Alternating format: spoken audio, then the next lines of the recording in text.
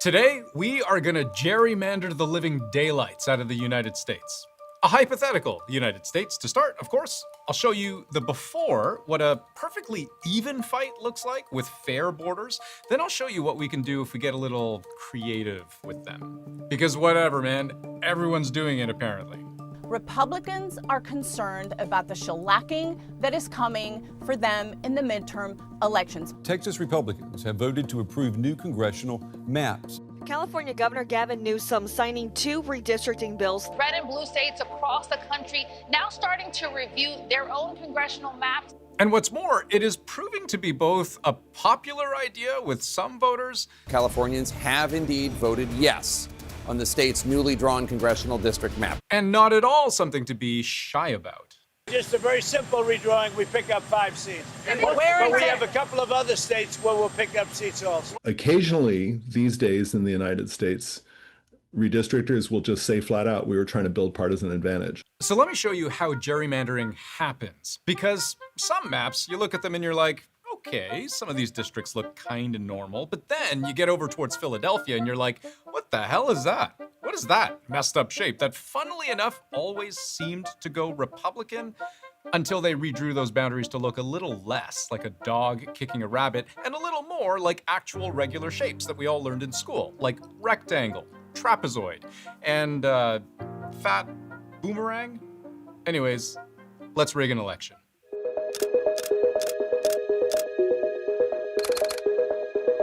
So if we're trying to tilt an election in our favor by winning the most districts in each state, the main thing we need to understand, and this is really the key to all gerrymandering, is that there are no bonus points for winning big in any given district.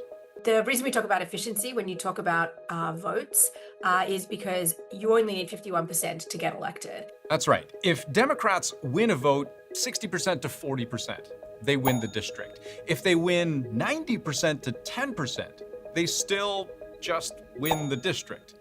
So you can imagine a scenario where I've got this state with this population distribution. Note how overall this state skews blue, 12 dots to 8. And if I split this state right down the middle into 2 electoral districts, we get this very inefficient vote for blue.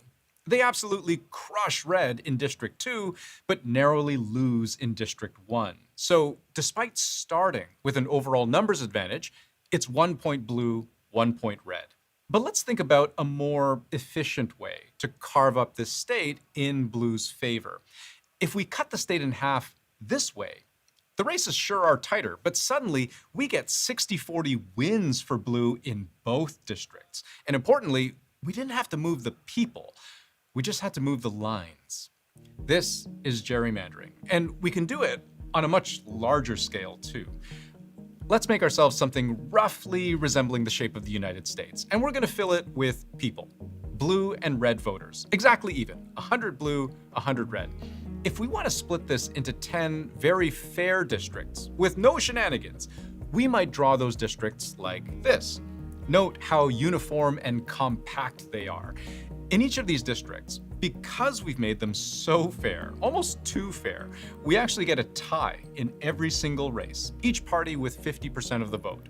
Which isn't great for producing winners, but it kind of makes sense in our example because the overall population itself is split evenly, blue and red. Again, 100 blue, 100 red.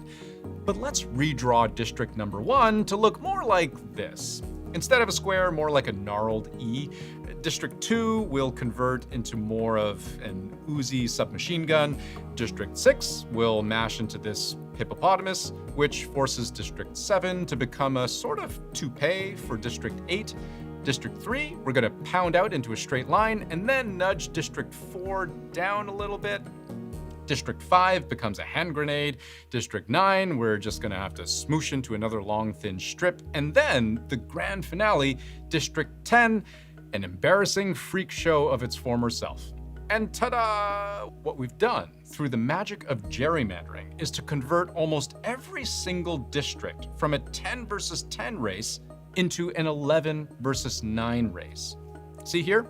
1, 2, 3, 4, 5, 6, 7, 8, 9, 10, 11 red, and 1, 2, 3, 4, 5, 6, 7, 8, 9 blue. They're all like that. Go ahead and pause the video and count for yourself. Except because constitutionally, we do need districts within a state to have roughly the same number of voters. We've gone ahead and done something terrible to blue in District 9. See how we've piled 19 of their voters together so inefficiently so that they kind of gang up on the one lonely red voter?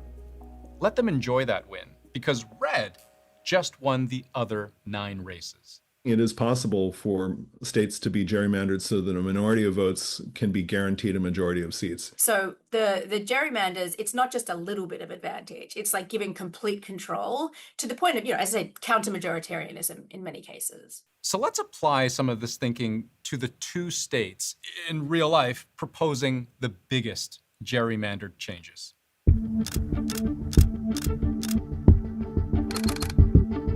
For the last 20 years, Texas has been reliably Republican. Last year, they crushed it.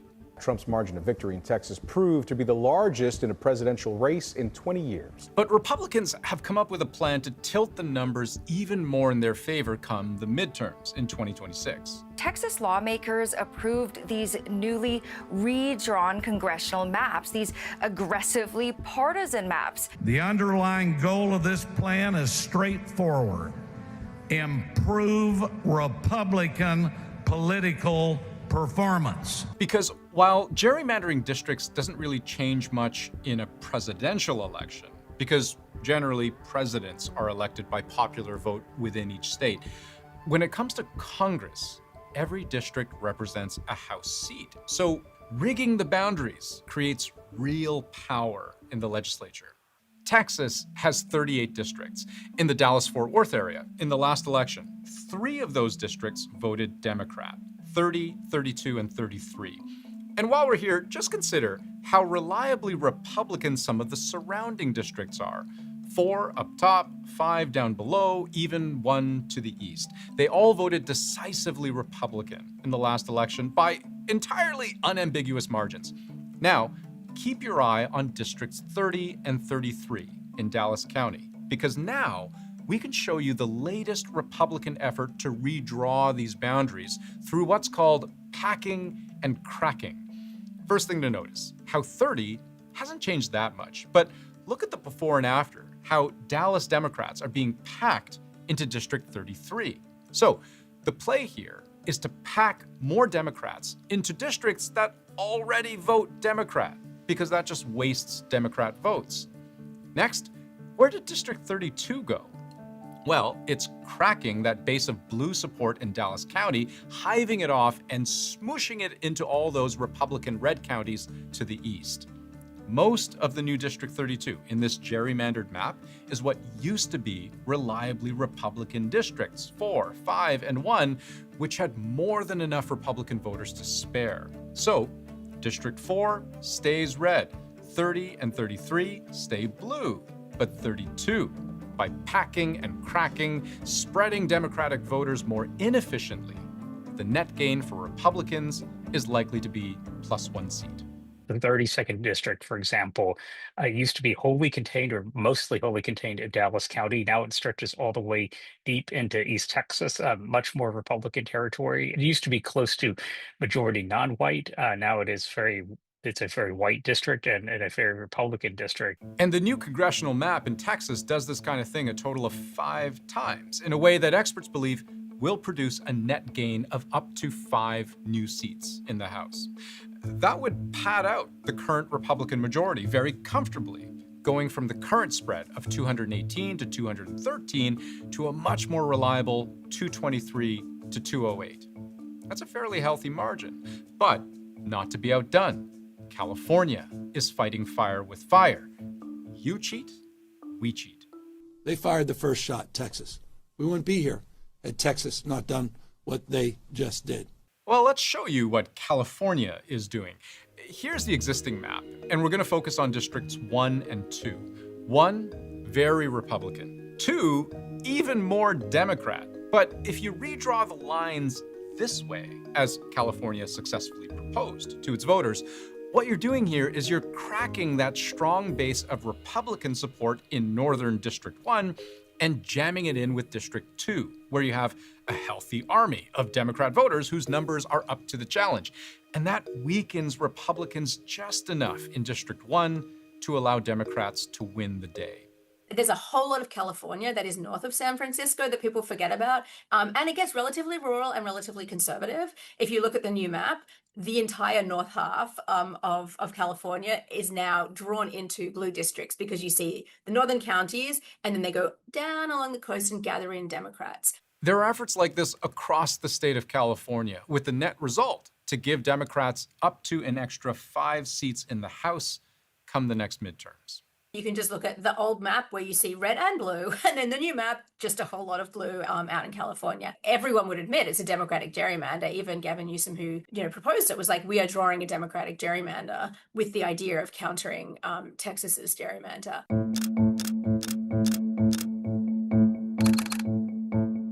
With all this gamesmanship snubbing its nose at democracy, hopefully it goes without saying that there are still some very smart people out there who do know how to draw fair maps. They know how important it is that districts, for example, all attempt to be of roughly equal populations. So 1 person, 1 vote, each with roughly equal influence to fill 1 seat in the House, no matter where in America they live. A fair map will also do its best to keep communities together. That could be neighborhoods, cities, cultural groups, economic regions, entire counties even. Whatever it takes to keep people with shared concerns voting as a single unit. We even know what shapes a district should resemble. Washington, for example, gets straight A's from Princeton's redistricting report card, in part because of the relative compactness of the shapes you see here, mainly circle and square-like. Not too many weird outgrowths and tendrils that sometimes indicate intentional tampering. Weird shapes aren't always bad, mind you, because natural geography can sometimes require weird shapes, but it's a way of gauging at a glance.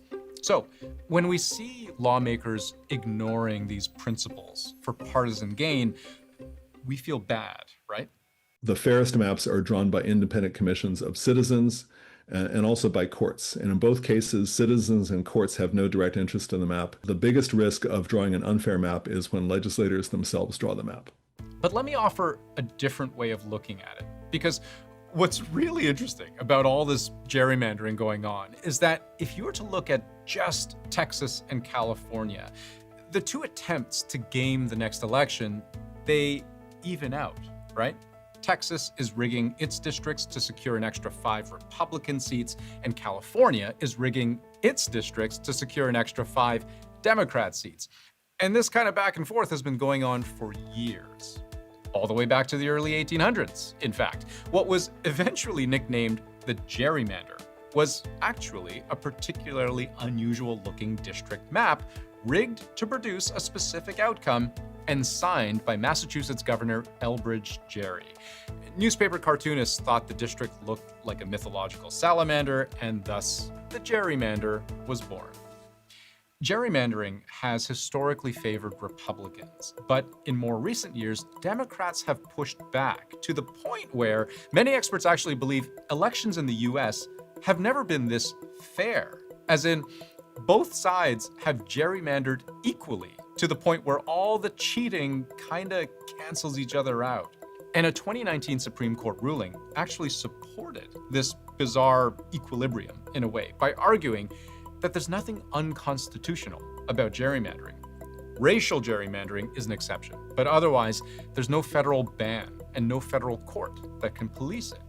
So maybe all of this is simply the way things are done in America, but with a big downside. It takes away power from citizens, it makes fewer competitive seats, and what that means is that our elections are going to be more brittle, more susceptible to interference. And so, on balance, no matter what happens right now, redistricting is bad news for voters in the United States.